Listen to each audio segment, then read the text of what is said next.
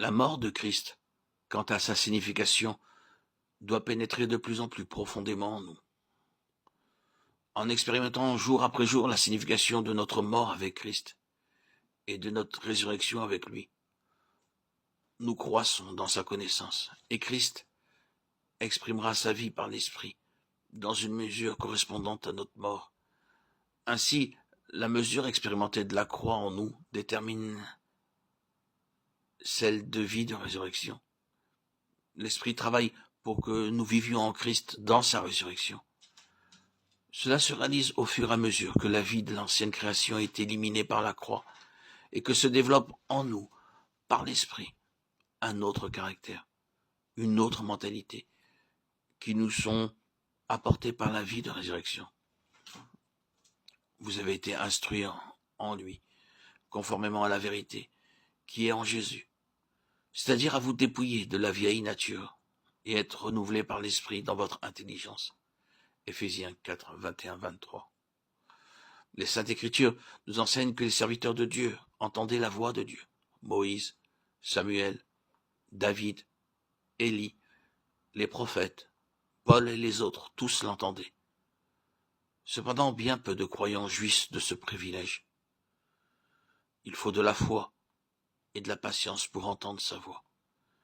Et plus nous l'entendons, plus notre assurance, notre paix, notre joie, notre amour grandissent.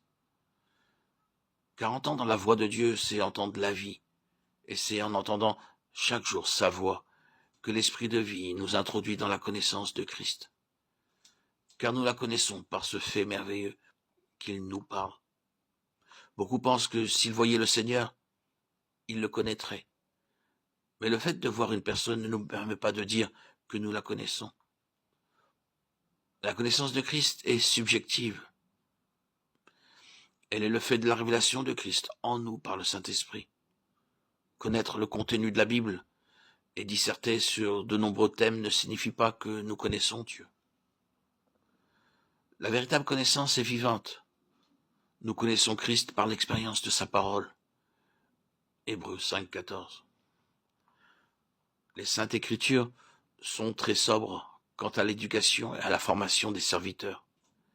Et Dieu nous en dit très peu, ni comment ils apprirent cette leçon. Quant à nous, nous aimerions en avoir l'exposé. La raison relève de la sagesse divine, Dieu n'ayant jamais établi de schéma à ce sujet. La voix de Dieu s'exprime dans le sanctuaire de l'Esprit. C'est la voix de celui qui vit en nous. Et ceci signifie pratiquement que sa vie gouverne. Nous ne saurions parvenir à une telle expérience avant que nous ne connaissions notre union avec lui, dans sa mort, en vivant en lui dans sa résurrection.